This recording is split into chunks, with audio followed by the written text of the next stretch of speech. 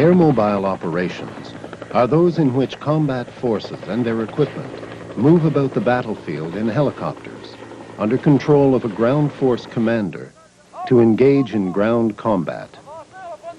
Airmobile operations are usually executed in lightly defended areas and are accompanied by extensive fire support to suppress enemy air defense and direct fire weapons.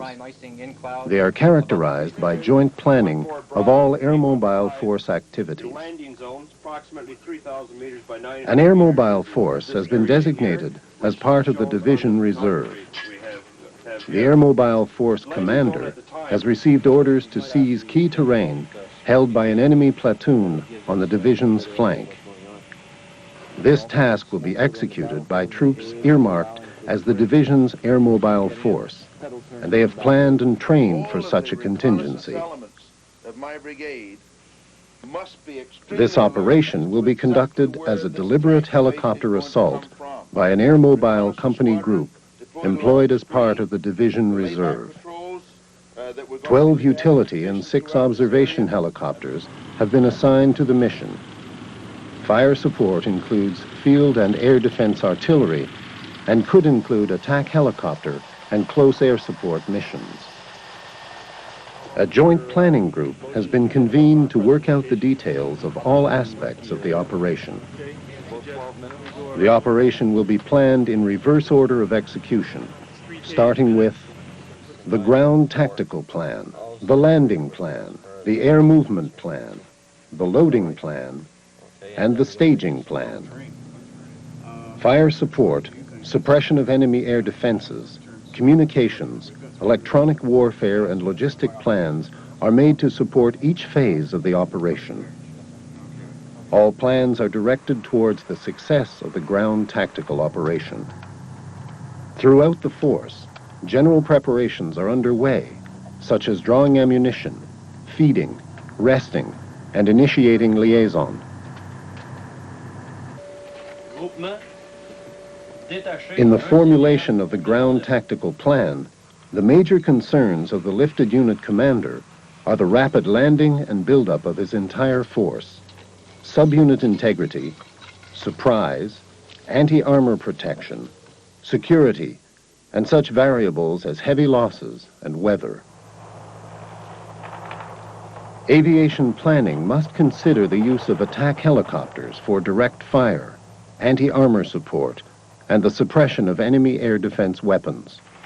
Observation helicopters for security, early warning, fire control, and communications assistance, as well as any available medium transport helicopters for resupply and evacuation.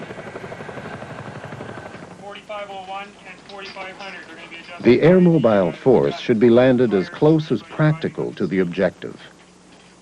The landing plan must consider the availability of landing zones, the size of force being landed on first lift, the landing formation, the preparation and security of the landing zone throughout the operation, and of the in and out routes for initial and follow-on waves or insertions, and the possible insertion of ground pathfinders or advance parties. Fighters coming out of Cold Lake.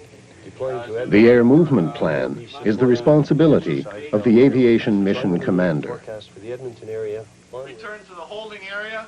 The air movement plan is developed to meet the ground tactical and landing plans and includes operational information provided by elements of the airspace control system. It includes an air movement table and a flight plan. The air movement table outlines the loads of each helicopter, the elements to be lifted, times and locations for pickup, landing zones, holding areas, arming and refueling cycles, extraction, and miscellaneous information.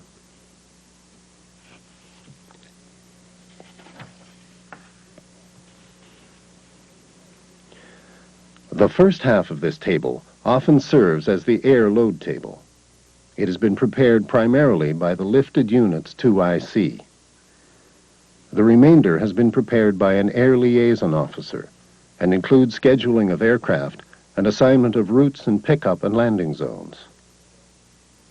The flight plan portion of the air movement table includes routes, altitudes, and control points to landing zones, aircraft formations, timings, and speeds, control measures, protection, refueling,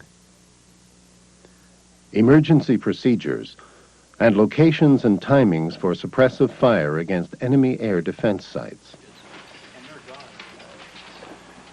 The detailed load planning of each helicopter is done by the Air Liaison Officer and the lifted unit commander's second in command.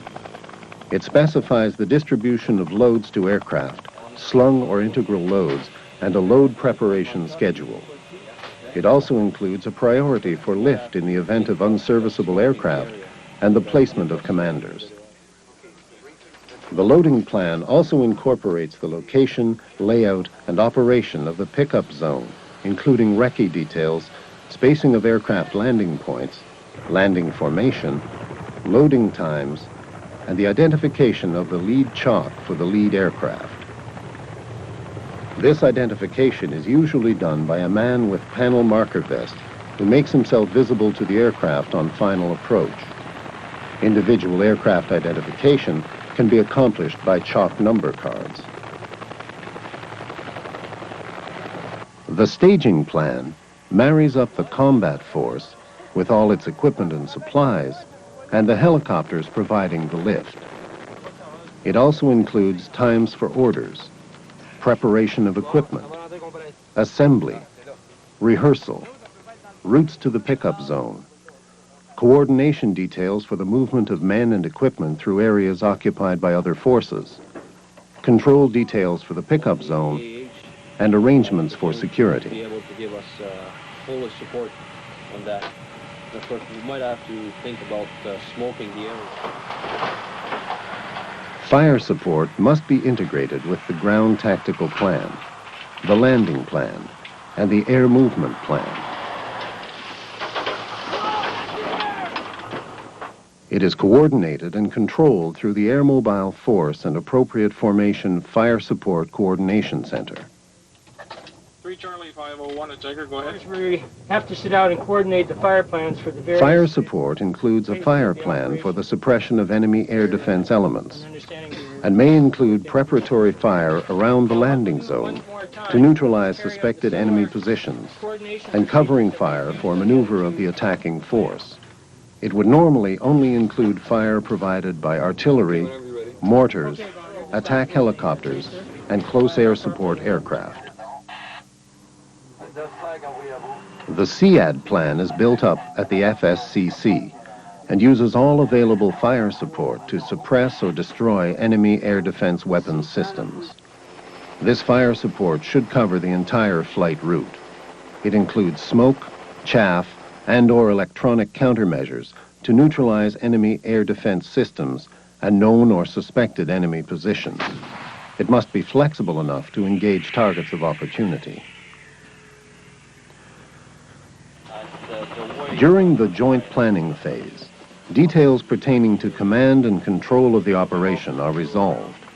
This includes such considerations as the location of headquarters and commanders, the use of forward airborne command posts, radio rebroadcast, radio silence, and the establishment or joining of the appropriate combat radio nets. In addition, arrangements for electronic warfare support are made through the division to include the assignment of helicopter-borne jammers to deny the enemy use of his tactical communications or radars during the landing and ground phases of the operation. The communications structure for an airmobile operation comprises both air-to-air and air-to-ground radio nets. The air-to-air nets are used by the aviation mission commander and forward air controllers to control aviation elements and tactical air.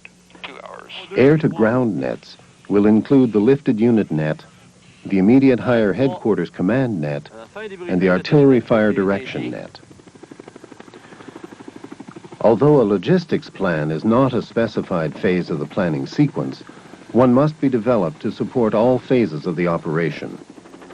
Logistical planning for an airmobile operation will include specific concerns for the aviation element, such as helicopter arming and refueling, tactical resupply and casualty evacuation, and the subsequent logistic requirements of the lifted unit commander.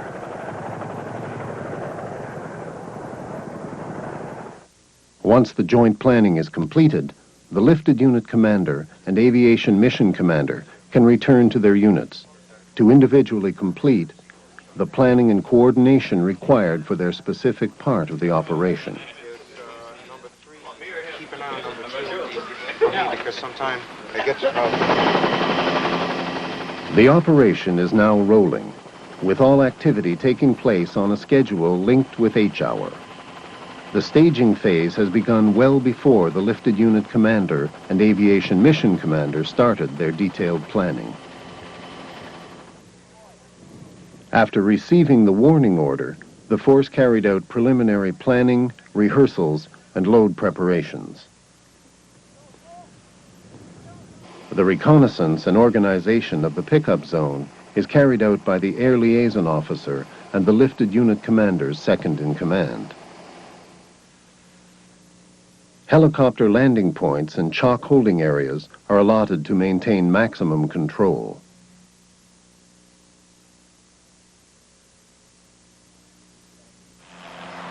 The establishment of any forward arming and refueling points would also be a part of the concurrent activity.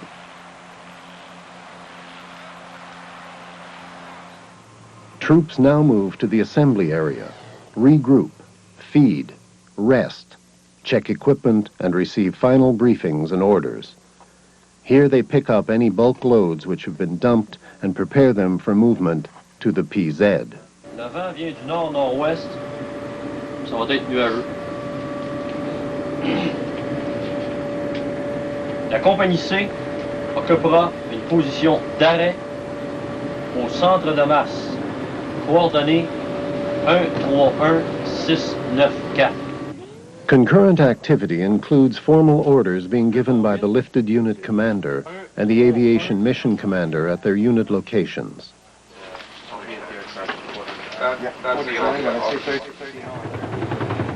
Troops are formed into chalks and moved to their pickup zone holding areas to await the arrival of the helicopters.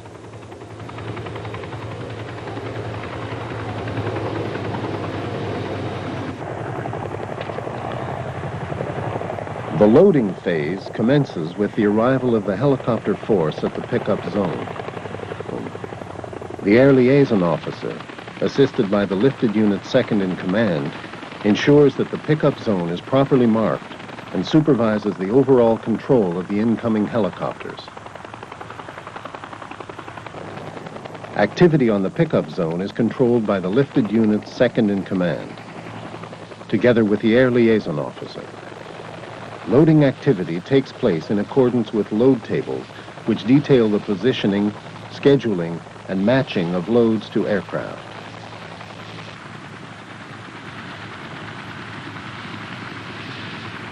Loading of tactical groupings has taken place in the correct sequence as required by the ground tactical plan.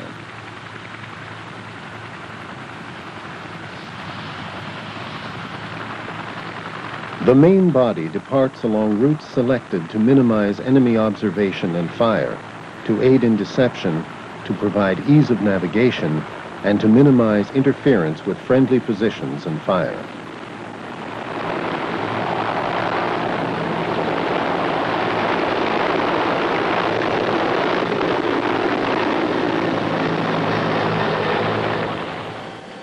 Multiple routes may be used to improve surprise, but this adds to the difficulty of controlling and synchronizing the operation and increases the requirement to suppress enemy air defense fire.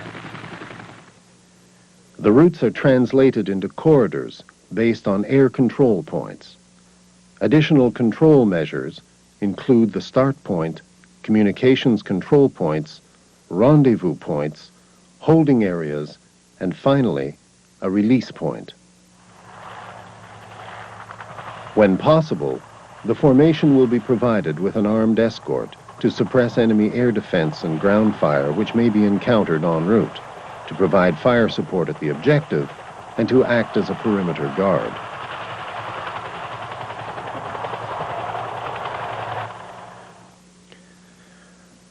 The escorts may accompany the force from the beginning or meet with it at a designated control or RV point. In addition, close air support aircraft may be assigned which would engage both ground, air defense, and air targets. Known air defense threats will be suppressed by artillery or tactical air on a planned basis.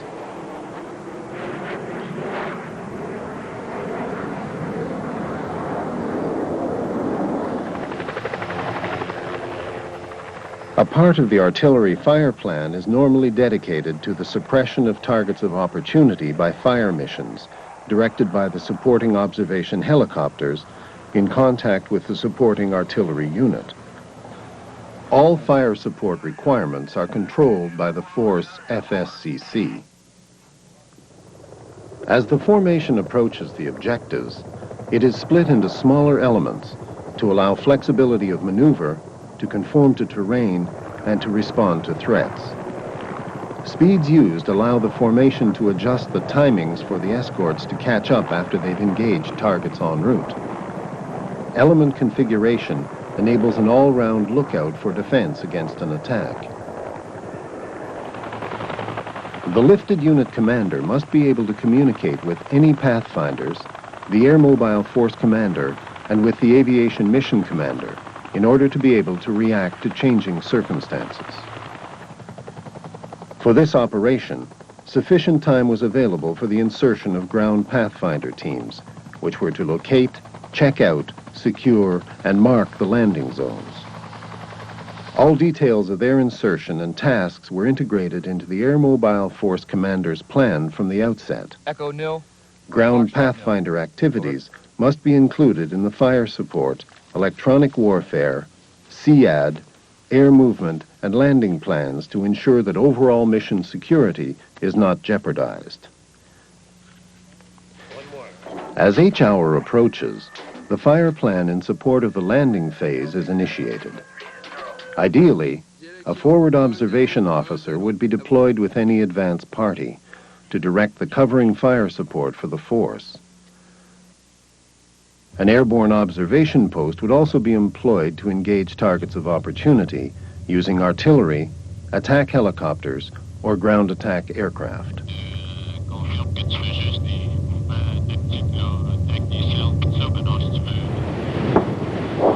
Preparatory fire will be provided by assigned divisional artillery and close support aircraft,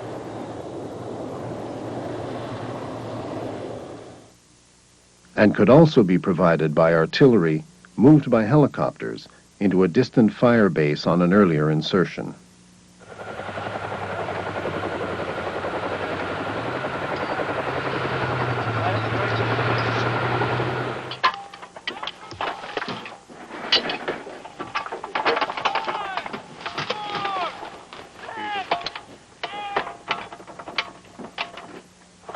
Fire support may also be provided by attack helicopters. A Pathfinder helicopter, having checked the routes, assessed LZs and coordinated ground pathfinders, joins up with the assault force at the RV and briefs them on the situation.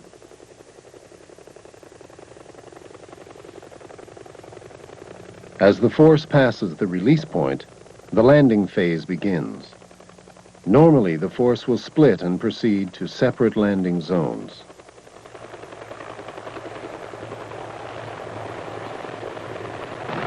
In this operation, the plan calls for a mortar element to set up a fire base.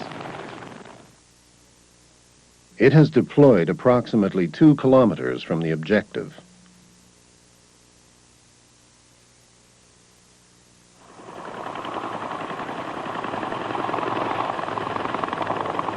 The assault element lands approximately 800 meters from its objective.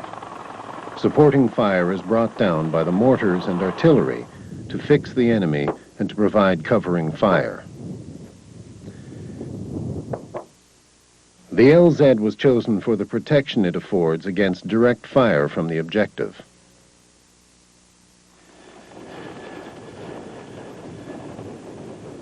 Infantry support weapons are landed simultaneously with the assault element, but on a different LZ.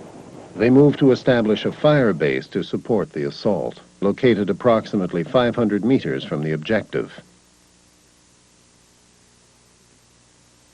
After the insertion, helicopters may be tasked to stand by for casualty evacuation, resupply, or extraction tasks. Helicopters so tasked would normally proceed to the forward arming and refueling point, refuel,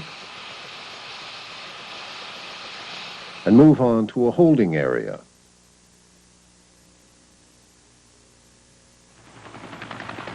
Where they wait for orders from the lifted unit commander for their next task.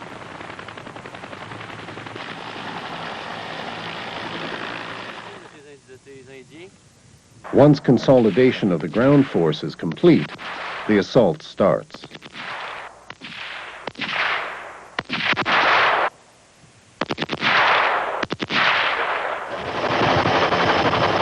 During the ground tactical phase, fire support assistance is continued by the attack and the fire control helicopters. They remain on station to assist the lifted unit commander and his forward observation officer with observation and fire direction, as well as the control of close air support aircraft.